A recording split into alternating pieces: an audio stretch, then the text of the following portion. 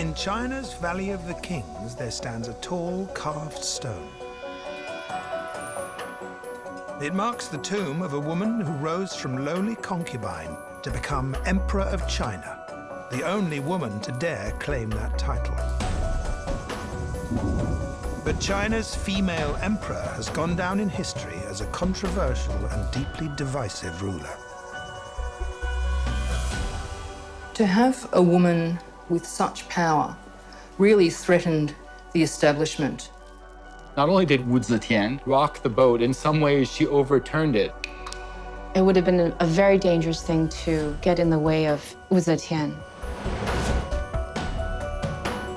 Since her death 1,300 years ago, Wu Zetian has been remembered as a callous tyrant who brought calamity to China. But now, extraordinary new discoveries are revealing a very different picture of her reign. From ancient tombstones... I've been waiting since this was excavated. I am ecstatic. ...to Buddhist temples. I honestly wasn't expecting that. That is really exciting. Seeing this with your own eyes is an incredible experience. And lost treasures. It's even more fantastic than I thought it would be. Now, for the first time, experts are discovering how one woman managed to rule all of Imperial China. And whether Wu Zetian really was an evil dictator or one of the most misunderstood leaders in history.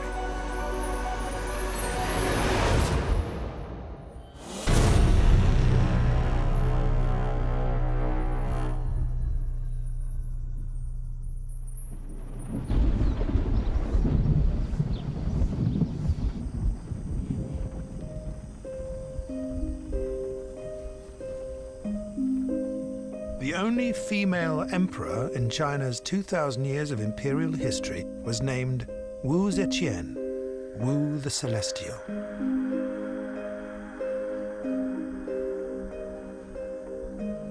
She first entered court in 637 AD as a 13-year-old concubine, part of the harem of mistresses serving Emperor Taizong of the Tang dynasty. Tang Taizong had more than 100 concubines. By repute, she was beautiful, she was charming, she was entertaining. She also had a real zest for life. Concubine Wu soon got herself noticed. When she entered the palace, she quickly gained favor of this emperor, and her relationship became closer. With the rise of her influence at court, and she proved to be politically very, very skillful, and she's very shrewd. When the old emperor died, Wu Zetian became at first concubine to his son, Gaozong. Then in 655, he made her his empress. But Emperor Gaozong was a sickly man. And gradually, Wu became the real power behind the throne. Until in 690, with her husband dead, Wu Zetian stepped from the shadows and declared herself emperor.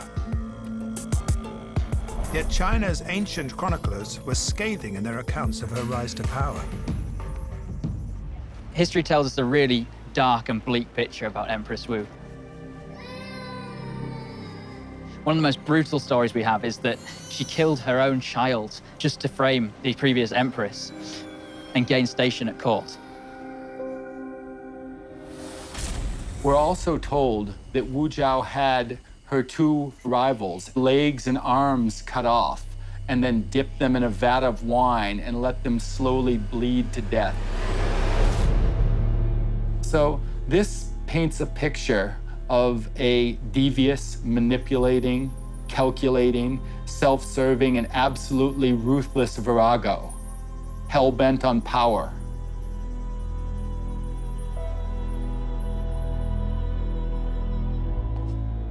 Even after she claimed the throne, we're told Wu Zetian was ruthless in her reign. This is the tomb of Wu Zetian's second son, Li Xian. He was a threat to his mother. Li Xian was accused of treason, and he was exiled to the most remote corner of the Chinese Empire, locked in a room, and forced to commit suicide by poisoning. So this is a mother killing her own son so that she can hold on to power. Wu Zetian led China for nearly 50 years. According to legend, she was a tyrant whose reign brought disaster to the empire.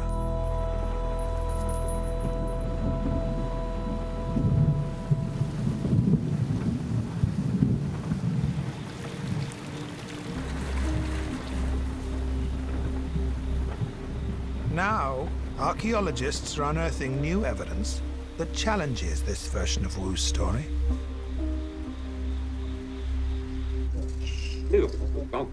Professor Zhong Zhanlin is the world's leading archaeologist of the Tang era. 唐王朝时期遗留下来的这个历史文献也是非常多的，但是我们通过这个考古的这个发现呢，能够更加的丰富，对我们对也是和武则天，特别是提供了很多这个丰富的资料，比如说，这个了解唐代历史的这样一批资料。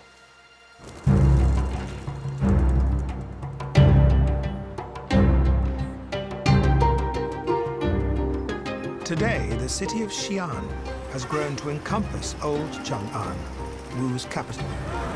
With a population of 12 million, Xi'an is rapidly expanding. It's also home to Professor Zhang's conservation facility.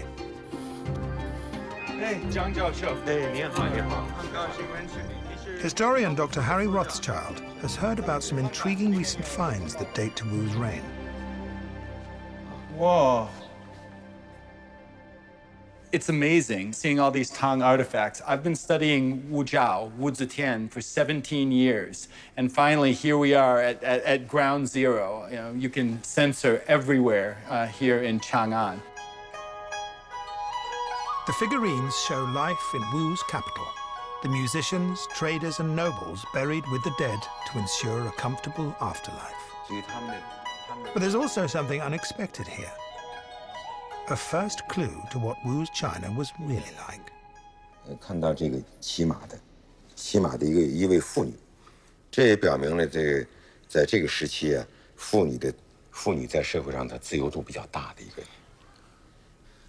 我们可以看看这个唐代的这个仕女，刚才我们看了一段穿女装的，那么我们可以看到这个唐代的妇女还有一种非常流行的时尚，就是穿男人的衣服。 因为女子啊，当时在社会中啊，她可以像男子一样，可以随便的出来活动，比如说骑马呀、打猎呀、出去游玩呐，都可以的。武则天的时候啊，这个妇女的地位得到了空前的提高，比以前要高得多。所以他们的这个活动呀和他们的言论啊，自由度更大。 So we're looking at an unprecedented boost for the position of women. You're talking about a female emperor here, after all, and so that translated directly into sort of greater opportunity and greater freedom for women in the late 7th and early 8th century.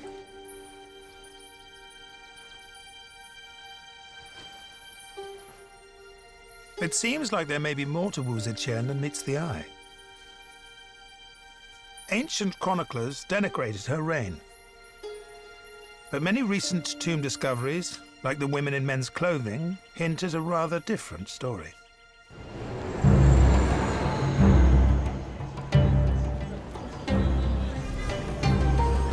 Professor Tonya Eckfeld is an expert on Tang-era tombs.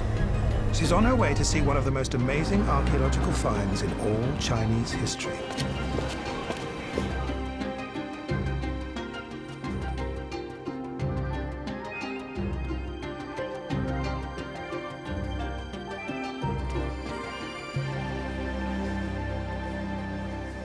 It's amazing. It's even more fantastic than I thought it would be.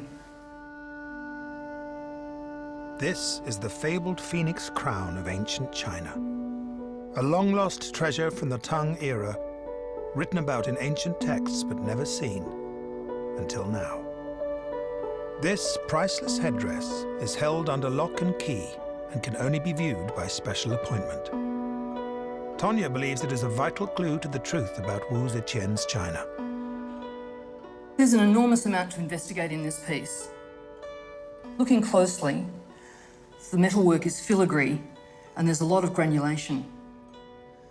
Granulation consists of tiny little beads of gold. The whole crown is like a peacock displaying its tail. There are very, very fine flowers made of mother of pearl and pearl. There are even fine bunches of grapes made of Chinese glass. So really what we see here is something cosmopolitan and something rich, something fashionable, full of luxury items, not only in the making of it, but also in the imagery involved. Professor Young's team found the Phoenix crown in a grave that was already an exceptional find, a tomb that had never been raided. Inside was a skeleton, and on the skull, a beehive hairstyle, studded with jewels. The skeleton was of a young woman named Li Chui, a minor descendant of the Tang royal family. For 18 months, the team carefully picked out every single jewel and stone, slowly piecing together the headdress to reveal its true glory. But when they used X-ray chromatography to discover where the different jewels and stones came from, they were in for a surprise. The headdress has carnelian from Uzbekistan, 2,900 miles to the west of Chang'an, garnet from India, 3,000 miles southwest, amber from Iran, 4,000 miles away, and ivory from Sri Lanka, 4,500 miles from Wus Capital. The crown gives us clues about Wus Zetian's society. Life was rich. There was a lot of luxury. It was a real high point in the arts. What we can see here is the embodiment of all of the wealth and all of the treasure that the Tang court could attract.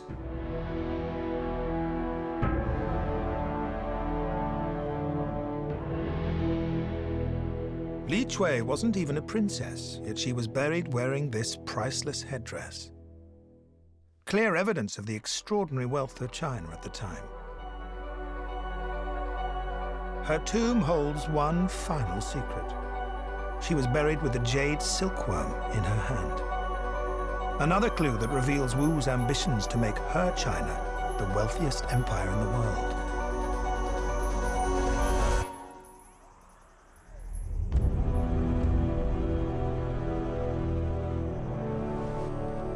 In 7th century China, a woman named Wu Zetian rose from lowly concubine to empress. With her husband, the Emperor, sick, she ruled the empire in all but name. Ancient chroniclers dismissed her reign as a time of calamity. But today's experts think the truth may be very different. In a tomb 50 miles northwest of Wu's capital city, Chang'an, Tonya Eckfeld is investigating murals that provide strong evidence of Wu's influence and power. Here we can see a mural of foreign ambassadors coming to court. Ambassadors came from far and wide. In this mural we can see a Mongolian, a Korean, and a tonsured monk, perhaps from Rome or Syria. There's a man from Xinjiang, from Greece, and from Persia. It's interesting because we can see that the ambassadors are in quite subservient positions. Their hands are clasped before them and seem quite in awe of the situation. The mural suggests that Wu Zetian was a respected international leader of her time. I think Wu Zetian was a consummate politician. She saw advantage in the use of diplomacy rather than warfare, and led a society that was quite open and open to foreigners. Many foreigners at high level beat a path to her door.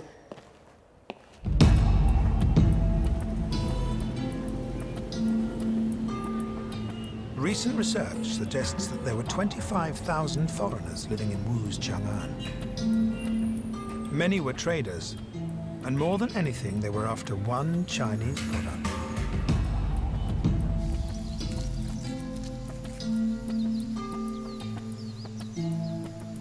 Since the 4th millennium BC, China had produced the finest quality silk.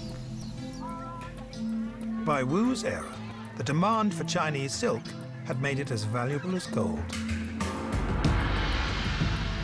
The ancient trade routes of the Silk Road began in Chang'an, spreading east and west, linking China to other nations. But by the mid-7th century, bandits and robbers threatened to stop trade in its tracks. New discoveries reveal Wu Zetian's masterstroke. She built military outposts far into Central Asia, securing safe passage all along the Silk routes.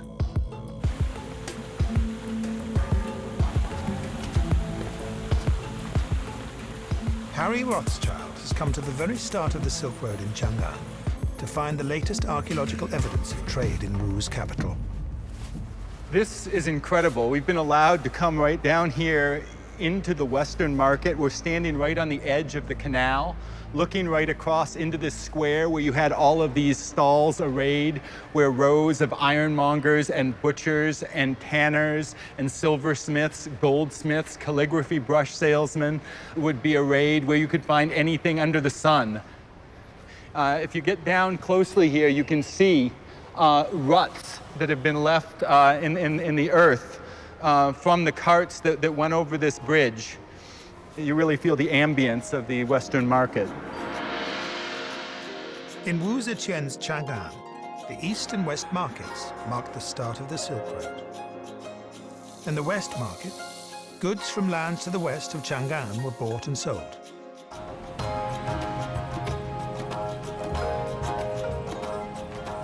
Silk Road trade not only made Wu's empire wealthy, it brought so many foreigners to China that her capital became one of the first truly cosmopolitan cities in the world. People from all across the world traveled to Chang'an, and many chose to stay. And this multicultural influence can still be felt in present-day Xi'an. We are walking along the Hui Street, the Chinese Muslim street, in the very heart of Old Tang Chang'an. It is bustling, it is vibrant, it is full of energy, as you see by the milling bustle going on behind me now. I think these are sugared figs or dried figs here. These came from along the Silk Road from Persia. So this is a kind of wheat kernel candy, and he's pulling this taffy. And then afterwards, they'll take the taffy and they'll roll it out with pumpkin seeds or with sesame seeds, and then turn it into this hard candy. The sesame came from Persia and the Middle East along the Silk Road. So this is sort of the fruit of something that was trafficked 1,300 years ago during Wu Zetian's time. Good? Not bad. It is good. I think in terms of the multiculturalism, the vibrance, the bustle, the energy, just the constant commercial buzz, you have a great sense of what was going on during the time.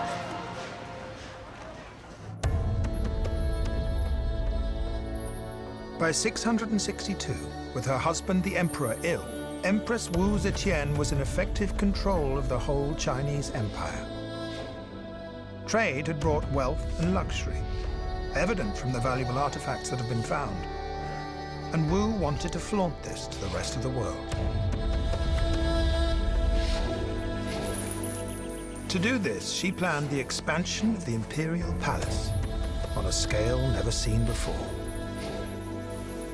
When archaeologists first uncovered the foundations, they were amazed by what they found.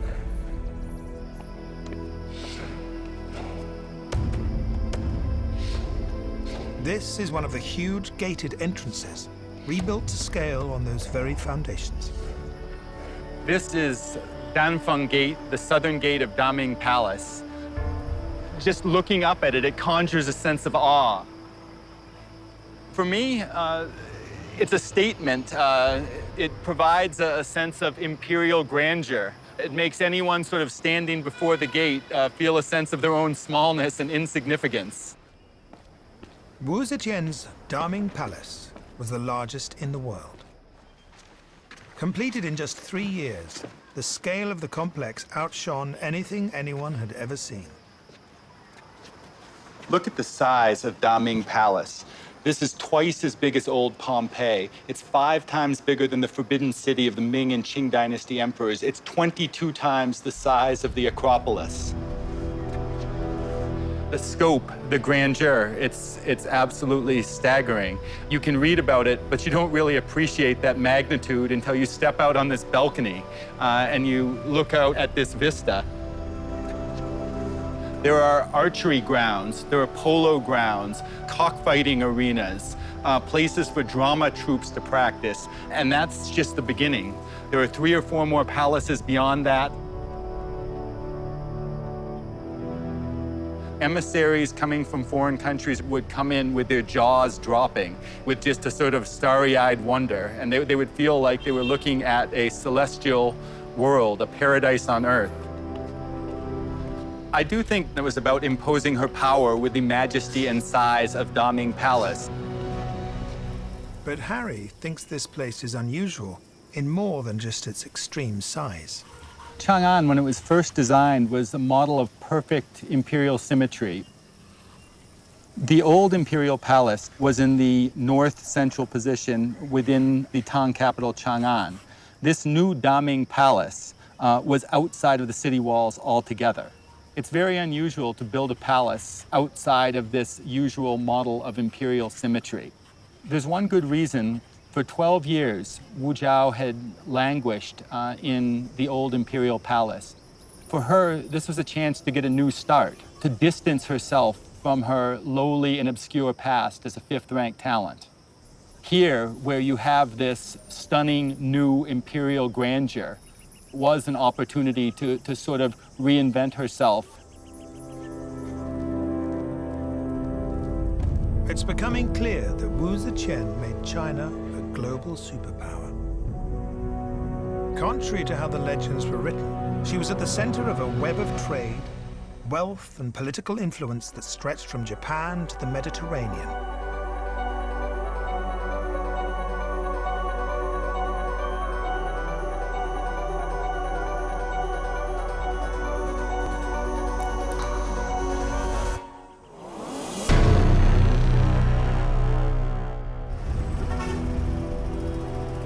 In the 7th century, Wu Zetian's capital city, Chang'an, was in a class of its own. So Chang'an during Wu Zetian's time would have been an absolutely massive city. There's supposed to be almost 1 million people living within the city walls and another 1 million outside, which just outclasses anything else in the world at that time.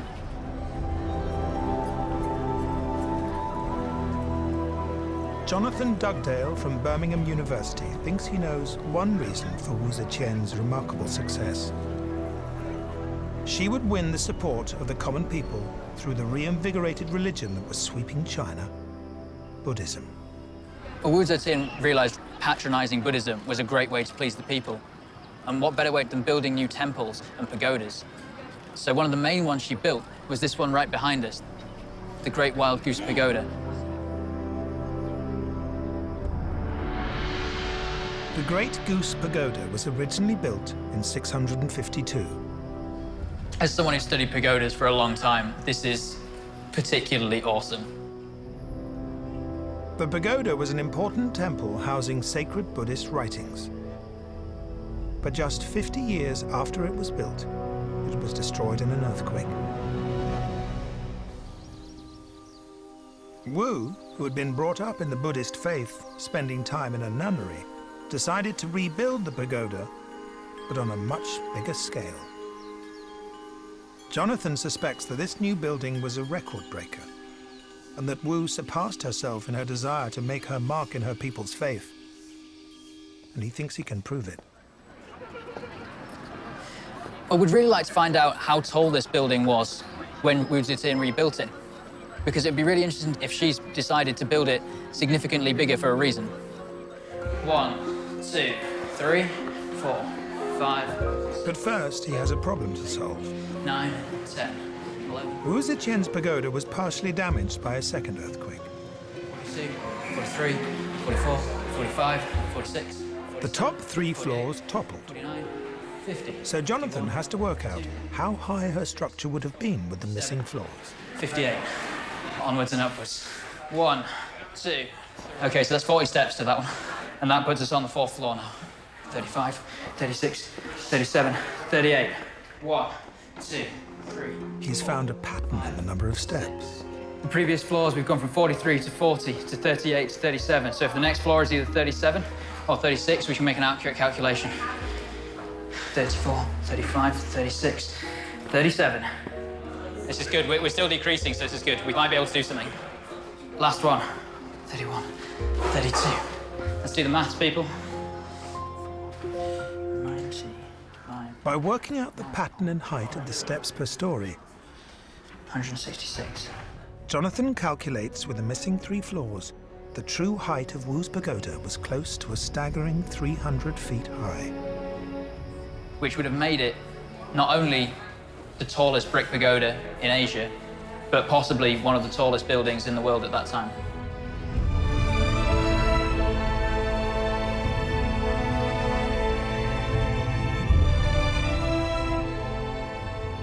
It would have been like nothing else that anyone had seen before.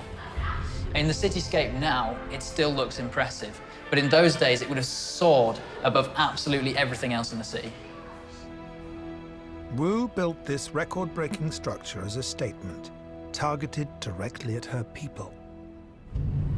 There's so many different things she stands to gain from building a massive pagoda in such a visual space like this. The majority of the population of Chang'an at this time are Buddhist, and they will see that she is supporting Buddhism, she's supporting their religion.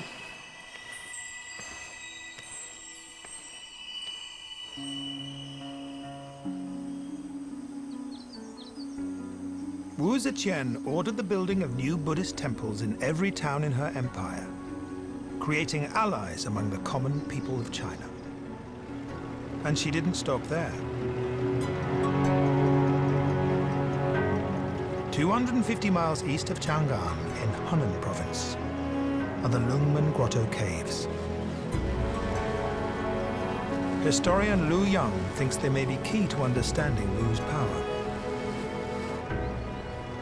This is a sacred place for Buddhist religion, and pilgrims have been coming here for centuries. But I have been told there is a connection that links Empress Wu directly to that faith.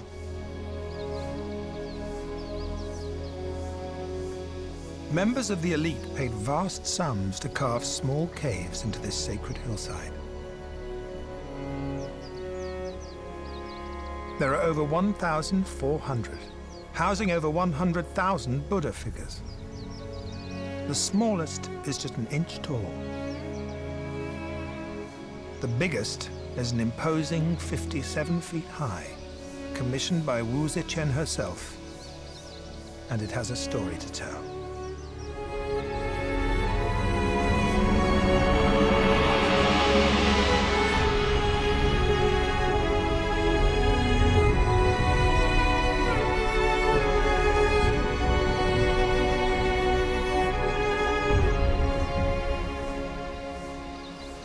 Wow, isn't this impressive?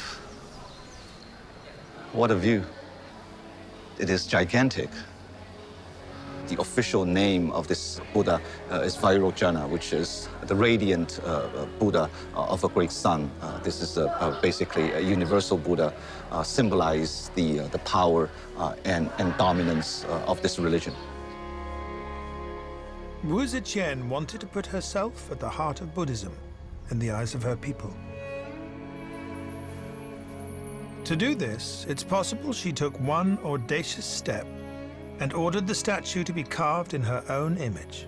The legend says that this statue actually is modeled on her face. She wants to make this a statement of her power. This will give her more credibility because this is the age of Buddhism and there's a massive follower of this particular religion. And by creating this temple, she basically put herself on the center stage of not just religious action, but also the society in general. You know, seeing this with your own eyes is an incredible experience. This is so impressive to me, and I think she got what she wanted.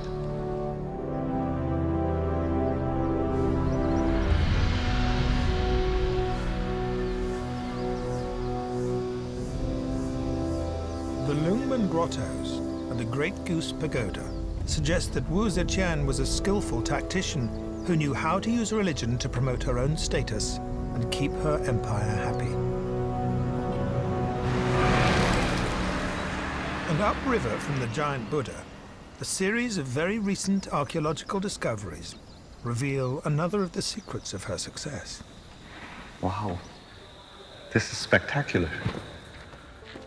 Here in Luoyang, Professor Wang Ju and his team have been excavating giant granaries designed for storing rice. 这个是目前发现最大的那个。不是，这个是比较小的。比较小的。Inscriptions enable the team to date each granary precisely.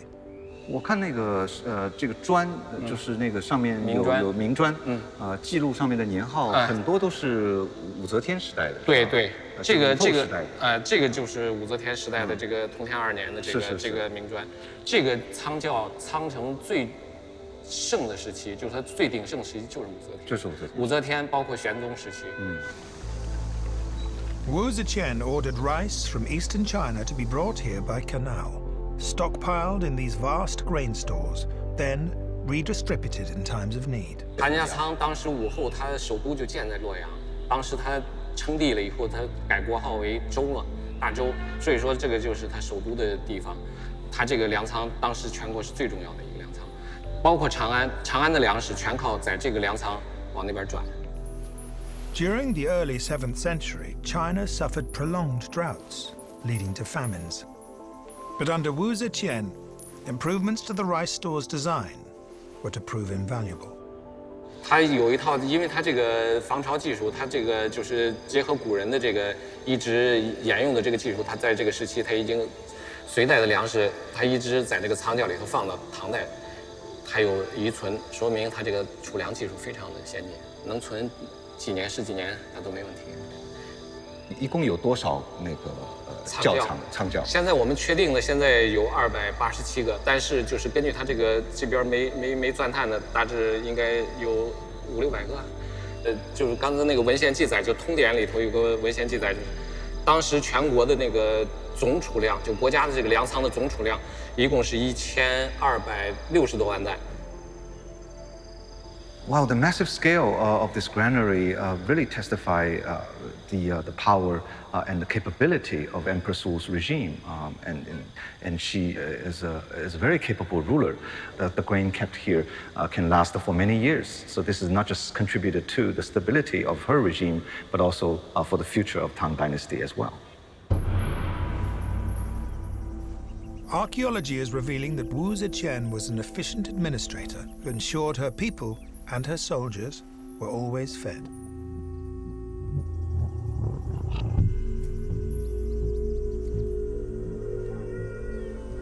But despite her successes, as a woman, she could never rely on the support of the aristocratic establishment. She needed allies. So, in a radical break with tradition, Wu allowed commoners to join in the administration of her government. She encouraged women to be entrepreneurs and permitted Chinese women to divorce and marry freely for the first time. And in a moment of breathtaking audacity, she even appointed a female prime minister by the name of Songquan Pagoda. Harry has been told of evidence Professor Zhang's team have found in recent excavations of the prime minister's tomb, suggesting her life had a controversial final chapter. This is Songquan Pagoda's epitaph. I've been waiting since September of 2013 when this was excavated for a chance to actually see this in person, and it's finally happening today. So I am ecstatic. 那么还要介绍他死亡的原因和死亡的年龄也要做介绍。This says she had 47 springs and autumns at the time of her death. 就是那个她年龄的死去的时候。对，死去的时候。 But when Zhang's team found the prime minister's tomb, it had been purposely destroyed. And this destruction is key to understanding why the bleak picture of Wu Zetian has been passed on through the centuries.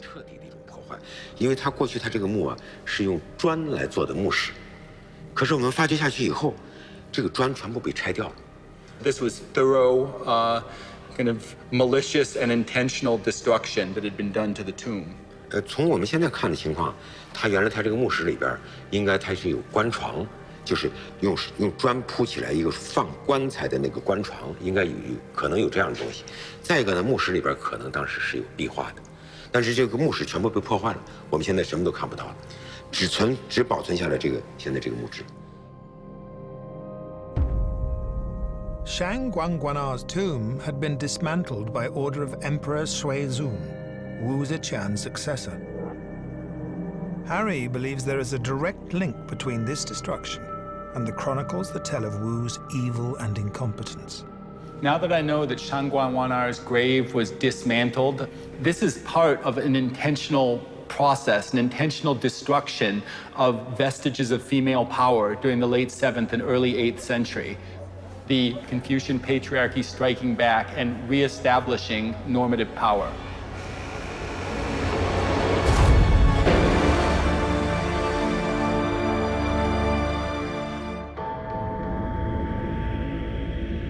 By 690 AD, Wu Zetian had ascended the throne to become the first female emperor ever to rule the Chinese Empire. But her opponents were determined to unseat her. She had annihilated many of her enemies. But where there's power, there are always rivals, and there's always a contest. Although there is clearly more to Wu Zetian than the ancient writers led us to believe, it has also emerged that some of the tales of her callousness were not just propaganda.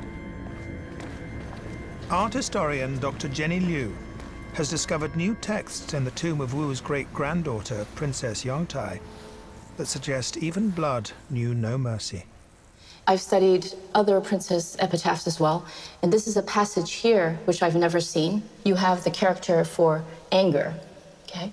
And anger at the two boys and their secret medicine. So this passage tells you what happened to Princess Yongtai. These are characters that are usually used for the miscarriage or the loss of a child. And it is the Zhang brothers' secret medicine or poison that made her miscarriage, leading to her death. This refers to Wu Zetian because it's very possible that she was the instigator of the poison. The Zhang brothers were very close to her, and they did her bidding. And she was known to have pitted people against each other in court, and she would cause one to poison or kill the other. And she did this with officials, and now it seems maybe she did it with her relations, her kin. And what's the motive? Why? Why does she want the princess dead? She was bearing the child of two of the strongest clans in contention for the throne. And it might be possible that she did not want this child to be born, no matter the gender. It would have been a very dangerous thing to get in the way of Wu Zetian.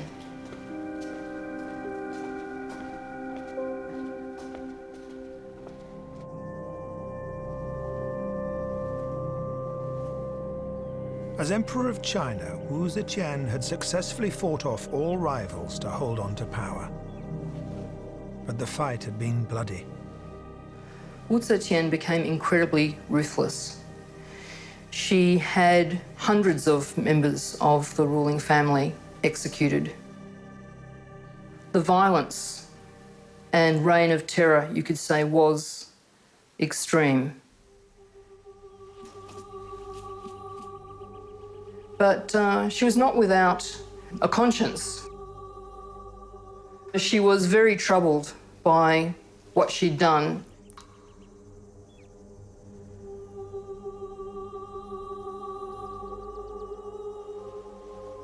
With her mind turning towards her afterlife, Wu wanted forgiveness of her sins.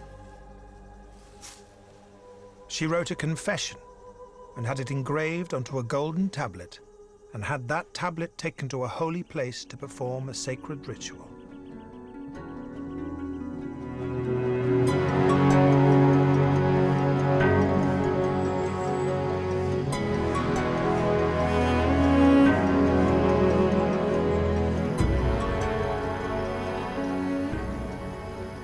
So here we are on Mount Song. It's the central of the 5 sacred peaks of ancient China. and it became a very important place in Wu Zetian's later life. In the year 700, Wu Zetian came to this mountain. She had a golden tablet made on which she inscribed her sins, which was then cast down the mountain as a form of absolution. And we know precisely what that gold tablet said, because nearly 1,300 years later, a farmer found it lying in the earth on the mountain slopes.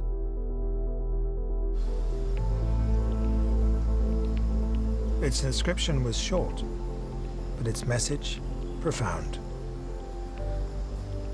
It said, "The ruler Wu Jiao admires the true Tao with its long-lived immortal spirits. Her servant has been commissioned to go reverently to the pinnacle of the central peak of Mount Song and cast the golden tally that might expiate her sinful nature." What you can tell by the fact she's throwing away this tablet in such a visible fashion is that she's really trying to demonstrate to other people that she was repentant. It's a very visible ceremonial thing. It's saying, I have sinned and I wish to be absolved of these sins. And whether she actually believed that was the case or not, I think is less important than the impression it would create to other people.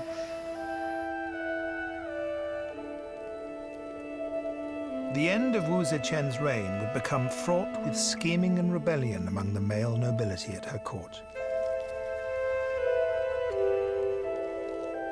The higher she goes, she becomes a tall poppy, she becomes a bigger target.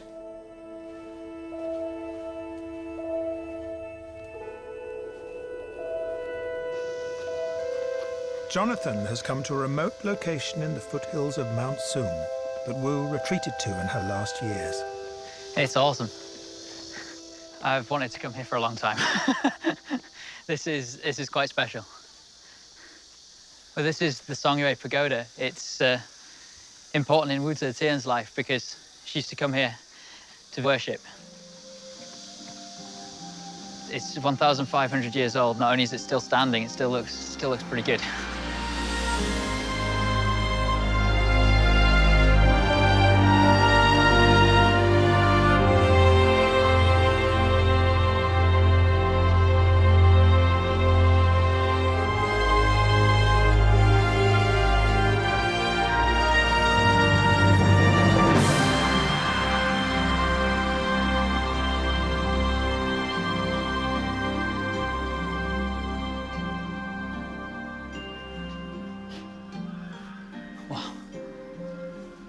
So, Wu Zetian would have come probably into this very building, because this is the original structure from 1,500 years ago. I've never seen anything like this before. This is a phenomenal building. You can feel why Wu Zetian would want to come here. I mean, Chang'an at this time is politically very difficult, and she wants to come here to just escape all that. It's a place of safety and refuge.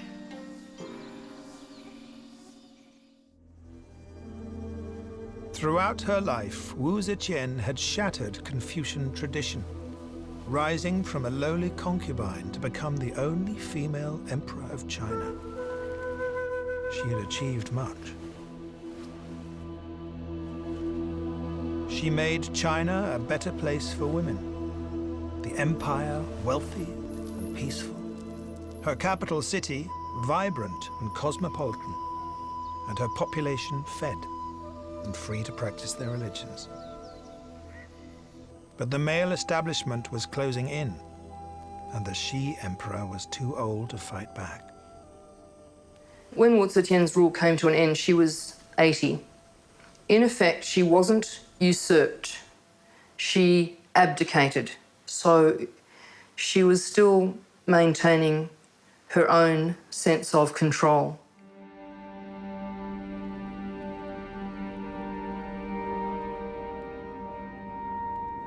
She lived for a few more months, and she went quietly. Her time had come.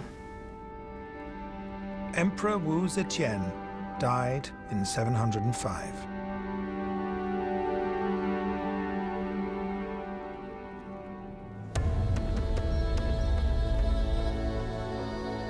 This is Changling, the Tang Dynasty Mausoleum complex, her final resting place. She's buried in a secret chamber deep inside the mountain alongside the emperor she succeeded, her husband, Gaozong. We're on the spiritual path, walking toward Wu Zetian's tomb. It's impressive, it's daunting, it's powerful. The area that it covers is almost the same as the Daming Palace, so it's a huge area. The path to Wu Zetian's tomb is protected by imperial bodyguards and sculptures to ward off evil spirits. Beside the gateway entrance are 2 sets of foreign emissaries lined up to pay homage. Being here is a really awesome experience. It's so impressive. Wu Zetian may have held power for more than half a century, but in this place, really, her spirit and her sense of majesty and authority and power has lived on for many centuries.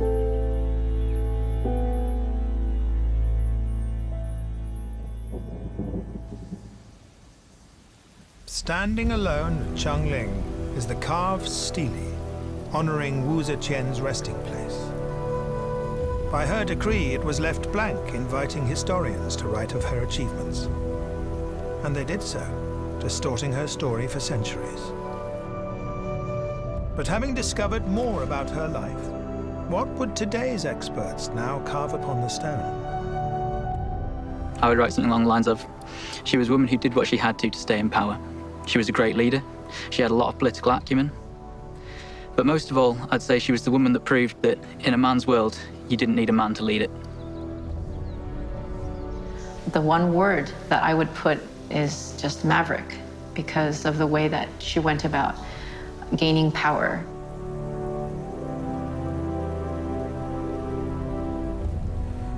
I'd write nothing. For her entire idiosyncratic, unprecedented political career defied labels, and for 1,300 years, she's defied historical verdict. I think that the blankness of the stele is a perfect monument.